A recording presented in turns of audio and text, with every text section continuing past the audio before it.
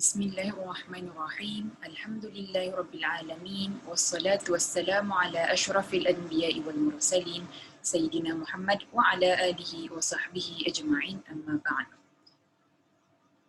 Saya Nur Farhana binti Sulaihi, mahasiswi sarjana Usuluddin Universiti Islam Sultan Syarif Ali, negara Brunei Darussalam, insya-Allah ingin membentangkan kertas kerja saya yang bertajuk Gaya Hidup Westernisasi di kalangan para pelajar institusi pengajian tinggi negara Brunei Darussalam dan kesannya. Terlebih dahulu, saya ingin menerangkan sedikit sebanyak mengenai isi kandungan yang akan saya bentangkan pada selepas ini, iaitu yang pertama sekali ialah pendahuluan, kemudian diteruskan dengan permasalahan kajian, kemudian diteruskan lagi dengan soalan dan objektif kajian, kemudian diikuti dengan kepentingan kajian, sorotan literatur, skop kajian, metode kajian dan juga hasil dapatan kajian. Oleh yang demikian, saya juga ingin menyentuh dari bab 1 hingga bab 4 yang merangkumi mengenai definisi westernisasi dan juga sejarah kemunculannya, kemudian gaya hidup westernisasi melalui pergaulan dan pemakaian, kemudian juga kaitannya dengan falsafah Melayu Islam Beraja, dan yang terakhir sekali, mengenai westernisasi di kalangan para pelajar institusi pengajian tinggi serta bentuk. Pertama sekali, pendahuluan, westernisasi ini merupakan serangan pemikiran yang berlaku sejak abad ke-18 Masihi lagi. Ia turut berkembang mengikut peredaran zaman yang mana ia ada berlaku di negara Arab seperti Mesir, Turki dan lain-lain. Oleh itu, pemikiran ini juga turut terjadi akibat penjajahan Barat yang ingin menguasai negara Islam dan juga ingin menguasai ilmu ulama-ulama terdahulu. Kepentingan kajian ini ialah agar pembaca tahu membezakan di antara pemikiran sahih maupun yang batil. Kajian ini bertujuan untuk menyesuaikan pemikiran mengikut ajaran Islam yang bertepatan dengan akidah Ahli Sunnah wal Jamaah dan falsafah Melayu Islam Beraja. Permasalahan kajian. Adapun westernisasi ini berkembang mengikut arus zaman kemodenan melalui media sosial, wayang, media massa dan sebagainya. Jadi tidak dinafikan lagi ia pesat berkembang di negara Asia. Kesan pemikiran ini dapat dilihat kemarakannya dari segi pergaulan, fashion pakaian dan penggunaan bahasa yang tidak jauh bezanya dengan negara Barat ataupun budaya Barat. Kemudian, menurut Muhammad Shauki pada tahun 2012, beliau mengatakan bahawa kemasukan pengaruh tamadun atau budaya Kristian Barat dalam Daulah Uthmaniyah lebih rancak berlaku apabila wilayahnya semakin berkembang. Keadaan ini telah mewujudkan budaya pertukaran dan saling mempengaruhi satu sama lain, khususnya dalam bidang peperangan dari sudut taktik dan persenjataan. Aspek lain seperti pakaian, pemakanan dan perkahwinan juga tidak ketinggalan menerima kesan dari keadaan ini. Jadi, apa yang disebutkan di sini bahawa westernisasi itu akan terkesan mengikut sesuatu tempat itu. Contohnya saja mungkin terkesan dari segi pakaian ataupun permakanan ataupun juga dari segi lain-lain hal. Jadi westernisasi ini lebih mempengaruhi pada masa itu dari segi budaya Kristian Barat kepada Daulah Uthmaniyah pada ketika itu dalam konteks ayat ini. Tidak lupa juga bahawa pada ketika ini pun juga terkesan westernisasi itu di kalangan alam Melayu, khususnya di negara-negara yang mempunyai agama rasmi Islam. Kemudian permasalahan kajian. Adapun perkara ini banyak berlaku di negara jiran dan pemikiran ini juga menyelinap masuk tanpa disedari khususnya kepada generasi belia.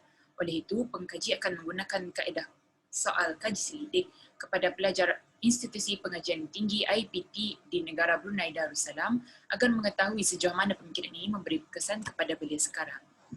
Okay, soalan kajian. apakah yang dimaksudkan dengan westernisasi dan sejarah kemunculannya. Kemudian yang kedua, apakah yang dimaksudkan dengan gaya hidup westernisasi. Dan yang ketiga, apakah perbezaan gaya hidup westernisasi dan juga falsafah Melayu Islam Beraja. Yang keempat, apakah westernisasi ini di kalangan para pelajar institusi pengajian, apakah kesan westernisasi ini di kalangan para institusi pengajian tinggi. Oleh itu, objektif kajian menjawab persoalan kajian yang sudah dijelaskan tadi, bahawa yang pertama, meneliti definisi westernisasi dan sejarah kemunculannya. Kemudian yang kedua, menerangkan gaya hidup westernisasi melalui pergaulan dan pemakaian. Yang ketiga, merungkai perbezaan gaya hidup westernisasi dan juga falsafah Melayu Islam Beraja. Dan yang keempat, mengkaji kesan westernisasi di kalangan para pelajar institusi pengajian tinggi. Kemudian, kepentingan kajian ini menerangkan mengenai westernisasi agar pembaca memahaminya dan tahu membezakan di antara perkara yang sahih dan juga batil. Oleh itu, pengkajian ini akan mengkaji kesan westernisasi di kalangan para pelajar institusi pengajian tinggi di negara Brunei Darussalam, dan kajiannya adalah bertujuan untuk menyesuaikan pemikiran mengikut akidah Ahli Sunnah wal Jamaah yang bertepatan dengan falsafah Melayu Islam Beraja. Berikut adalah sorotan literatur. Sorotan literatur yang pertama dari Marco, makalah tentang westernisasi. Oleh itu, artikel ini ada menyebutkan beberapa pengenalan mengenai westernisasi dan kemudian ciri-cirinya juga. Di samping itu juga ada menyebutkan faktor-faktor apakah penyebab westernisasi itu masuk ke dalam budaya sesuatu tempat itu, dan juga penulis ini menerangkan bahawa ia mempunyai impak yang mana ia boleh tercetusnya pemikiran liberal yang biasa dianut oleh orang Barat dan tanpa disedari memasuki budaya Indonesia dan juga belia pada ketika ini. Dan dianggap perkara itu adalah normal. Kemudian, beliau juga memberikan beberapa contoh westernisasi yang berlaku di kalangan masyarakat seperti pakaian Barat, lepas tu pergaulan bebas, sifat hedonisme dan keinginan memiliki barang-barang yang berjenama dari Barat dan sebagainya. Oleh itu, beliau juga mengakhiri dengan solusi masalah westernisasi di Indonesia, dan pengkaji akan mengkaji sejauh mana penggunaan pakaian dan juga pergaulan di dalam institusi pengajian tinggi di negara Brunei Darussalam. Kemudian, sorotan literatur yang kedua ialah Azizan Baharudin, Islam Liberalisasi, Isu, Ancaman, Cabaran dan Usaha Membendungnya Pengalaman Malaysia.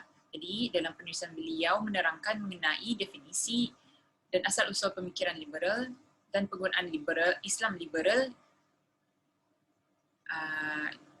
Kemudian juga diterangkan mengenai penggunaan perkataan Islam liberal yang menyelewengkan akidah umat Islam itu sendiri. Dan kemudian beliau membahaskan mengenai impak Islam liberal, apa kesan buruknya, seperti sekularisme, pluralisme, agama, hermeneutika dan feminisme. Oleh itu juga di dalam penulisan beliau dilampirkan beberapa gerakan seperti isu penubuhan interfaith, Council, Sister in Islam dan sebagainya. Kemudian juga penulis juga memberikan beberapa wasilah ataupun cara bagaimana menangani pemikiran tersebut, dan juga terjawab di dalam penulisan beliau. Penulis ini menggunakan kajian kualitatif yang beliau dapati dari beberapa institusi kerajaan dan surat khabar, manakala pengkaji atau saya sendiri akan menggunakan kajian kualitatif dengan menggunakan kaedah soal kaji selidik di kalangan penuntut di institusi pengajian tinggi negara Brunei Darussalam. Kemudian sorotan literatur yang ketiga ialah Muhammad Aizam bin Mas'ud, Serangan Ideologi Barat terhadap Pemikiran Umat Islam dan Implikasinya kepada Iman.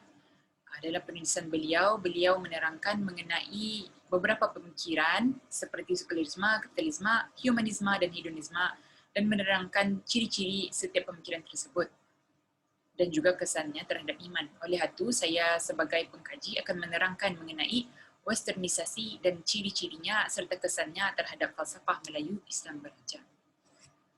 Skop kajian.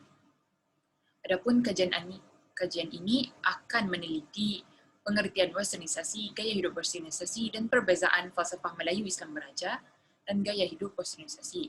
Kemudian, pengkaji akan menghadkan kajian kuantitatif kesan westernisasi di kalangan para pelajar Institusi Pengajian Tinggi Negara Brunei Darussalam kepada 5 buah universiti, iaitu Universiti A sehingga Universiti E.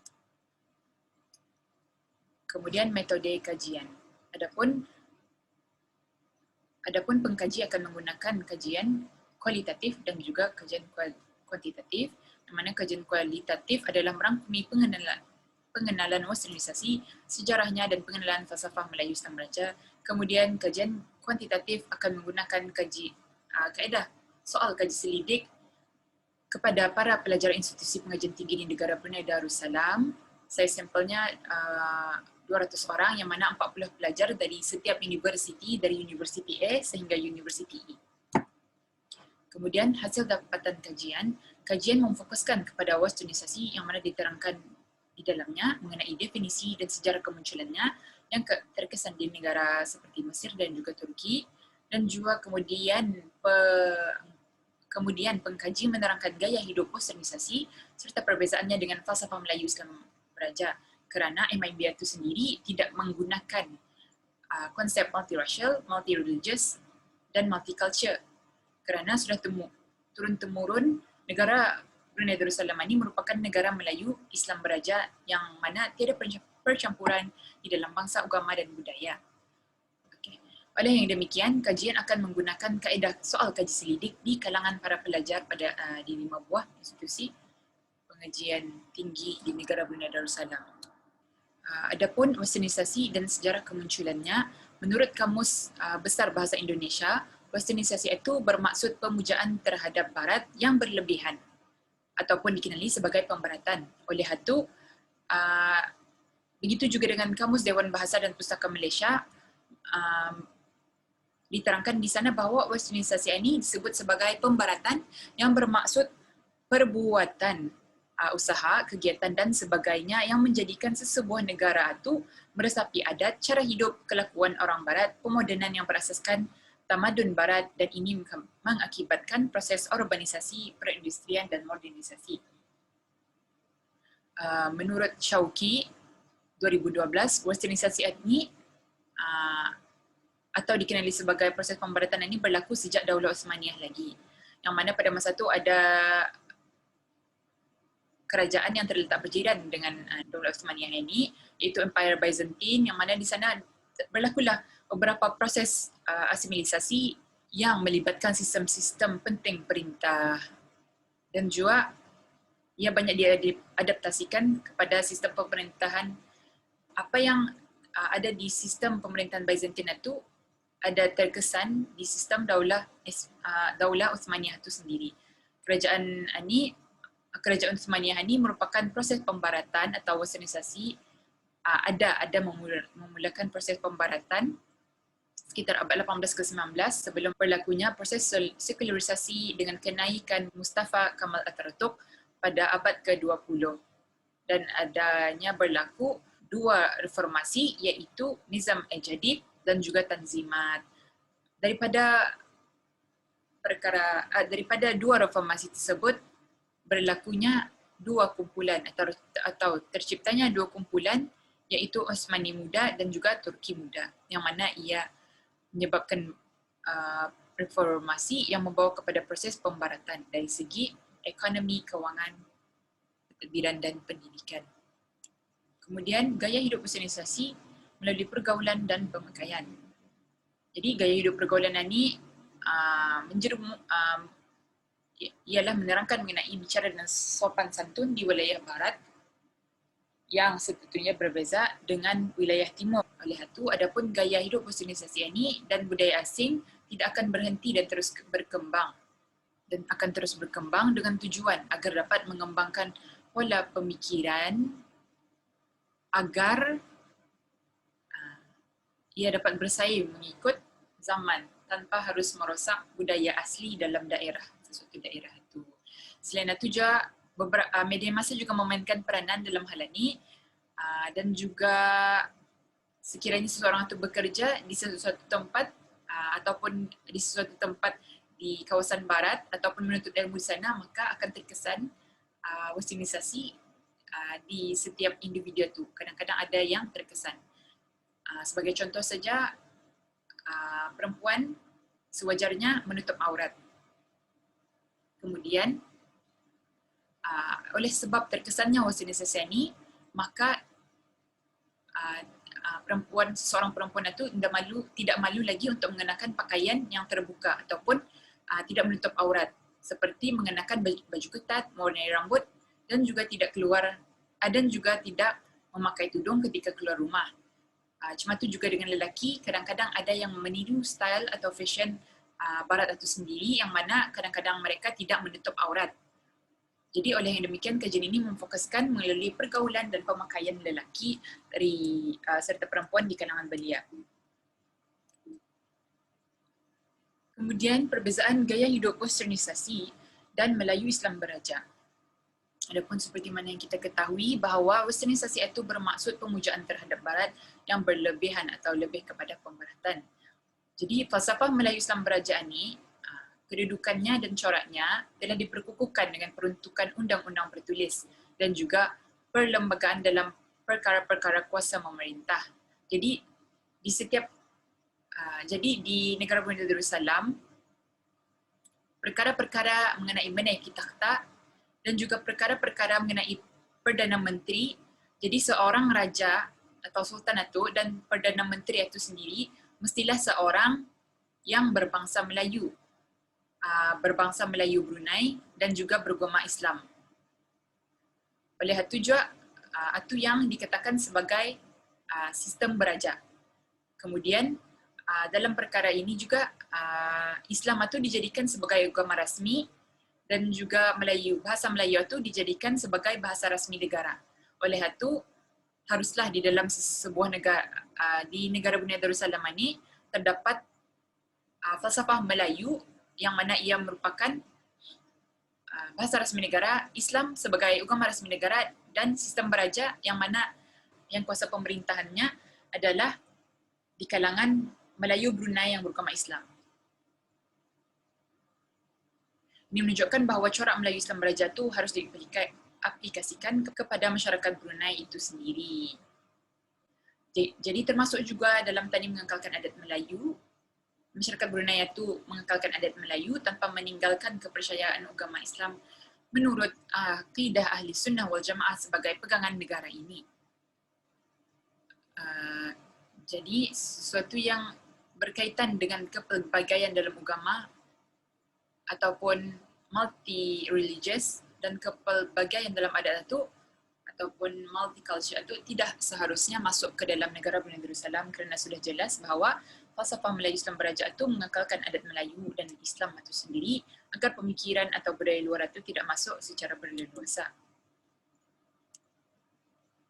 Kemudian kesan organisasi di kalangan para pelajar institusi pengajian tinggi, pengkaji akan meneruskan kajian ini dan memfokuskan kajian selidik kepada belia sahaja, khususnya kepada institusi pengajian tinggi di negara Brunei Darussalam seramai 200 orang di 5 buah institusi, iaitu institusi pengajian tinggi di setiap universiti mempunyai 40 orang